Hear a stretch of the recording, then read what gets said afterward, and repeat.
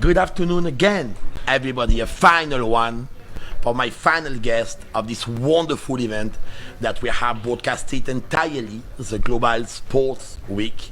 I'm receiving someone very special. The journey of that man, of that entrepreneur needs to be told, and I'm going to tell it so. Hello, Yama. Hi there. Thank you so much for having me here. How are you? How has been the event so far? Wow, it was overwhelming. A lot of interesting people. Overwhelming is good. Good way of overwhelming. But yeah, I'm very happy. A lot very of successful. Good meetings, networking. Networking and inspiration. Lots of inspiring people. I'm very happy, very content, and also grateful for having the opportunity to be a speaker here. Okay, so first of all, tell us a little bit more about two things different. Before the company, I need to know a little bit more about Yama. Tell us a little bit your journey. So I was born in Afghanistan. All right. Unfortunately, Afghanistan is always associated with war, conflict. So this. For me, when I'm watching you, I'm not associated with war, honestly. No, but unfortunately, I also cannot run away from this. I was a kid. We had to flee our country of origin. So you fled from Afghanistan young, right? Young, yeah. And at the age of 12, we came to Netherlands. My mother was a professor in veterinary, and she had connections with the Netherlands. Okay. And we were very privileged. We came in 1998.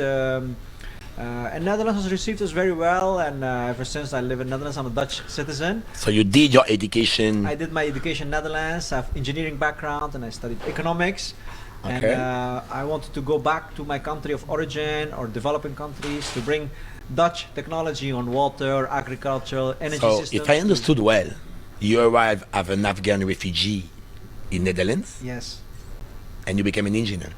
Yes, I studied engineering in Eindhoven. This is the Silicon Valley of the Netherlands. It's a small town, but we produce 40% of all patents in Netherlands. Okay. And I was very privileged because I grew up in this environment. And I studied engineering, and then I studied economics. And I realized I want to make an impact in the world, and I was so privileged, so I have to give back. All right.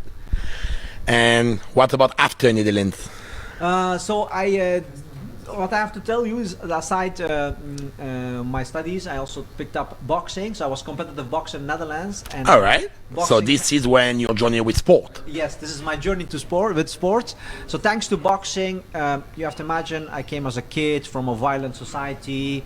We have no clue where's my father, so I grew up with a father figure. I picked up boxing, which has helped me personally, emotionally, with dealing with war, of traumas, and also social integration in the Netherlands. Mental peace, peace of mind. Peace of mind, exactly. So I'm very grateful to picking up martial arts. This has helped me so much. I learned things which I would never learn at the university. Right. Life skills, survival skills, giving me self-confidence, self-worth, and also having a strong drive and a purpose. And I realized I want to help other people with sports, with boxing. I grew up in Netherlands and not a little bit insecure about my own roots, who I am, why am I a refugee in Netherlands, Okay. So I decided to go back and look for my roots. I remember So you went back to Afghanistan? Yes. So I became amateur. When was it? In 2010. So how many years after you fled? So that's like 1998 we came to Netherlands. And you went back? And then in 2010. Yeah. 12 years after. Yeah. And I suppose you had it memories, obviously, 12 years old. Yeah. You had it still images, memories, souvenirs from Afghanistan.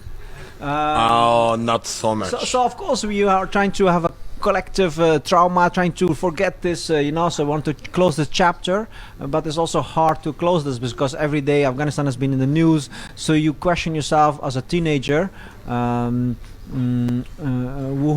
I? Who am I? So I was 24 or something. Then I decided I want to go back, look for my roots. So we made a road trip from Netherlands to Afghanistan along the former Silk Road, and I bring along 10 pairs of gloves from my boxing club in Eindhoven, and half year I spent in Afghanistan giving kids boxing classes. And I realized... So you went to Afghanistan to give boxing classes? To kids. To kids. Yes, To yes. young Afghans. Young Afghans from my village of my From father. your Yes, yes, yes. So, home village. yes, yes, yes. So it was The place you born. my father was born there. I was born in Kabul, but we are from the north of Afghanistan, Okay. from a small village. No, it was for me fascinating to go back and see where my roots are from. And there's actually how I got my startup idea. We are developing a smart punching bag, and we are on a mission to disrupt how people experience martial arts, and with this make the link to mental wellness. I give kids boxing classes, and I saw how through boxing we help build communities, shape the character of these kids, and so fast forward later. So you decided to use your engineer skills exactly, you could say to use your passion to develop a great solution, a great innovation. well, I hope so. We are still in the early product development. We are being incubated at École Polytechnique. So you repeated a couple of times, we.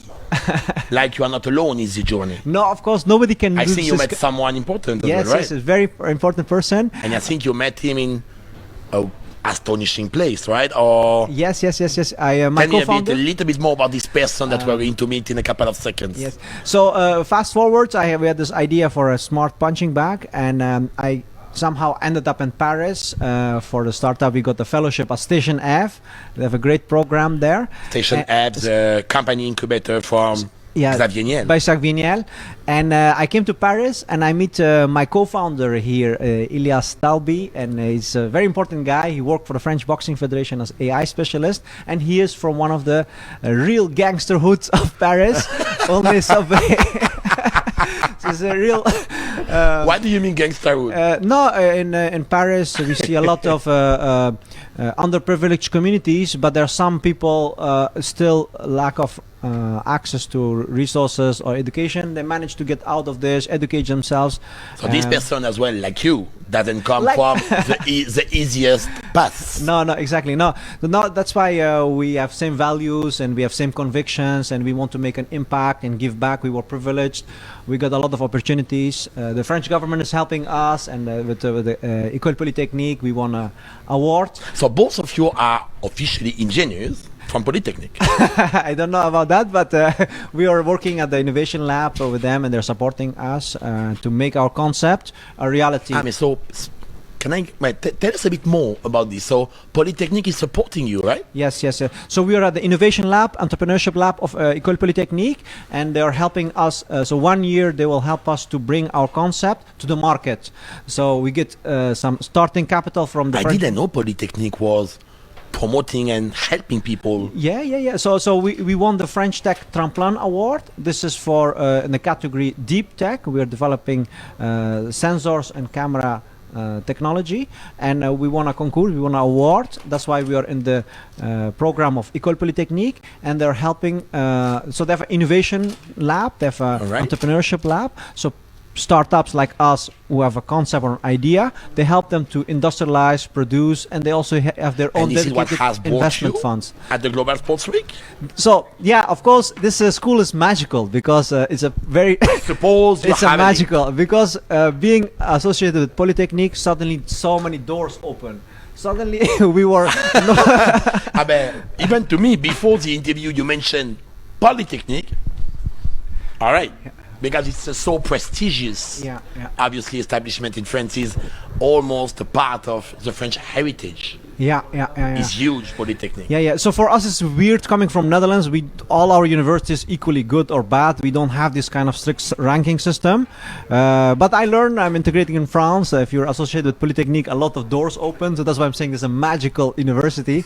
No, we are very, very, very privileged to be associating with them. They're helping us. Your co-founder is the one focused to create an artificial intelligence, isn't he? Exactly, he is. Right, yes. Let's go to see him. Let's go to see him. Let's go to see him.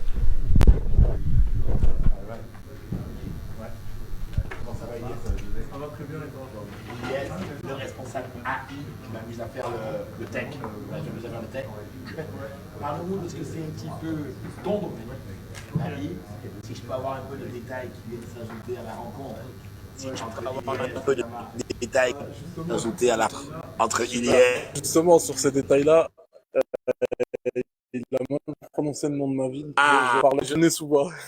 D'aulnay-sous-Bois, d'accord. Voilà, exactement. Le quartier le plus glorieux de Paris, n'est-ce pas? Voilà. Montmartre, c'est les bobos parisiens sont là-bas. D'accord. La Tour Eiffel, vous connaissez? Bien sûr, j'imagine bien. Et donc, comment tu arrives d'Aulnay-sous-Bois? Ton parcours aussi, raconte-nous un peu. Ton parcours à tous les deux, ils sont tellement... Ouais, c'est ça. incroyables. Justement, les gens nous posent souvent la question. Il vient de Kaboul, il a grandi à Eindhoven.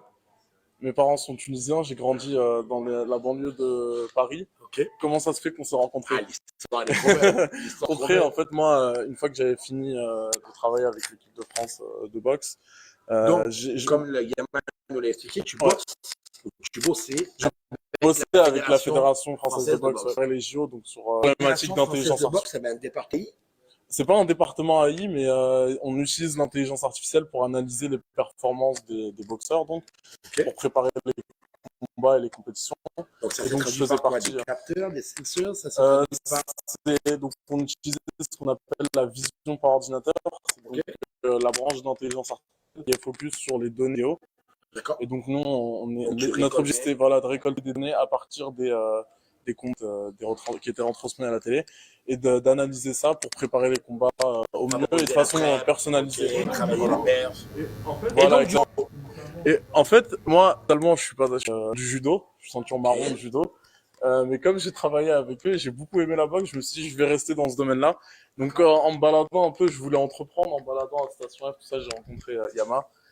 Mais vous rencontrez donc complètement de façon fortuite. Voilà, complètement par hasard. Comme tu rencontrerais quelqu'un ici. Et donc, tu tombes sur Yama. Non, c'est que quelqu'un nous a introduit, mais c'est comme un peu comme tu rencontrerais quelqu'un ici à cet événement-là, quoi. D'accord. Donc c'est un peu, c'est improbable en fait. Improbable, casuality. Exactement. Right. Et dès qu'on se rencontre, on commence à bosser. Donc dès le premier jour, la première chose qu'on a faite, c'était le dossier donc pour la BPI, pour avoir l'aide de la French Tech Tremplin. À qui parles-tu? On a utilisé BPI aussi. Voilà, super. Sur Open TV à nos débuts. C'était la première chose qu'on a fait. Et à la base, on a fait un peu comme ça. On s'est dit si ça passe, tant mieux. Et on a été sélectionné. Et là, il fallait commencer à travailler à fond. Ça a commencé et Polytechnique, on a fait Polytechnique. Et donc, Polytechnique. de l'incubateur, donc justement Station F de Xavier Niel. Voilà. Comment on arrive à utiliser le lab de Polytechnique dont Yama m'a fait part parce que ça a l'air d'être un lieu spécial. Ouais, c'est un lieu spécial. Donc là, on est en train de développer ce produit-là, qui est un sac de frappe connecté. Donc ça, c'est un sac de frappe. Ça, c'est un sac de frappe. Ouais. Yama, tu peux taper. De frappe que t'as dans le box, ouais. Exactement. D'accord. Et c'est fait à partir Yama, de notre voiture usagée. Yama est énervé, ça fait 2 jours d'événement. C'était quoi le mot qu'il a utilisé? Overwhelming.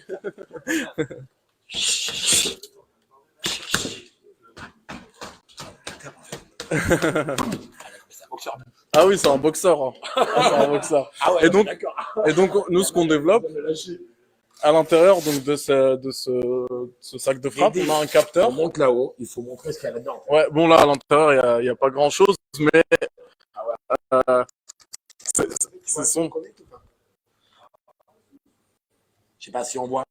Je sais pas ce que non, tu verras pas, mais c'est qu'on a un capteur comme ça et on a des accroches pour. Voilà. Qu'on voit. C'est tout petit, ça se met dans la poche et donc c'est un accéléromètre qui permet de mesurer donc des données sur l'entraînement de la personne.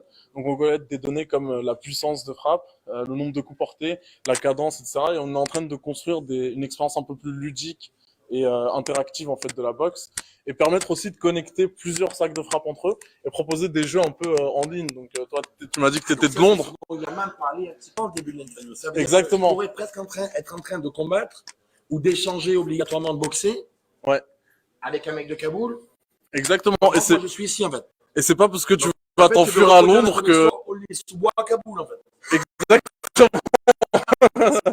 On est en train de.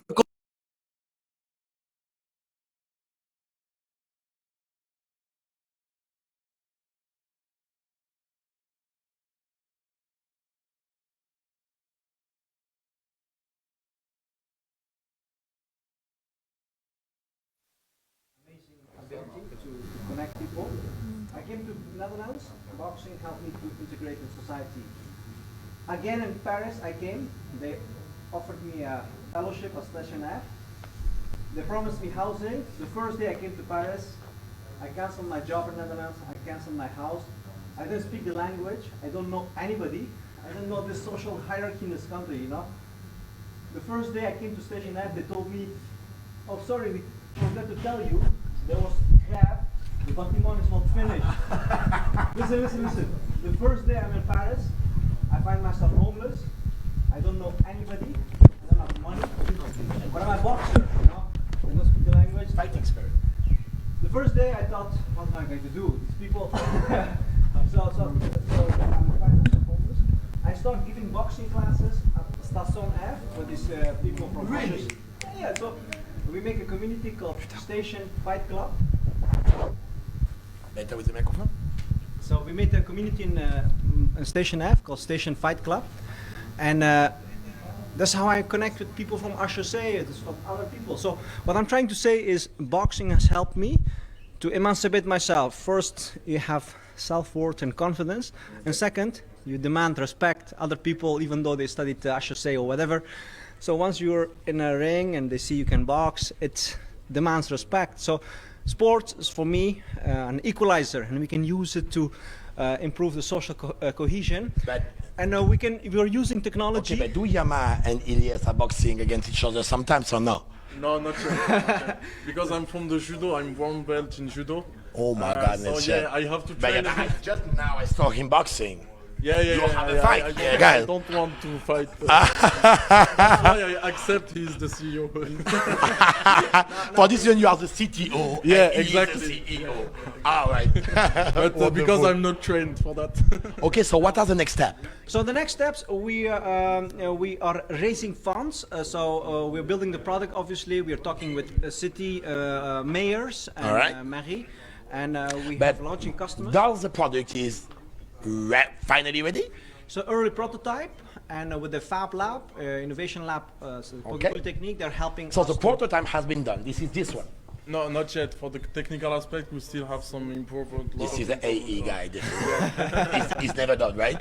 It's never done, never- exactly. I the learned business it. guy. So I learned for him it. it's Okay, so everything you are is the one possible. optimistic, Yeah. saying he's ready, he's ready, he's ready.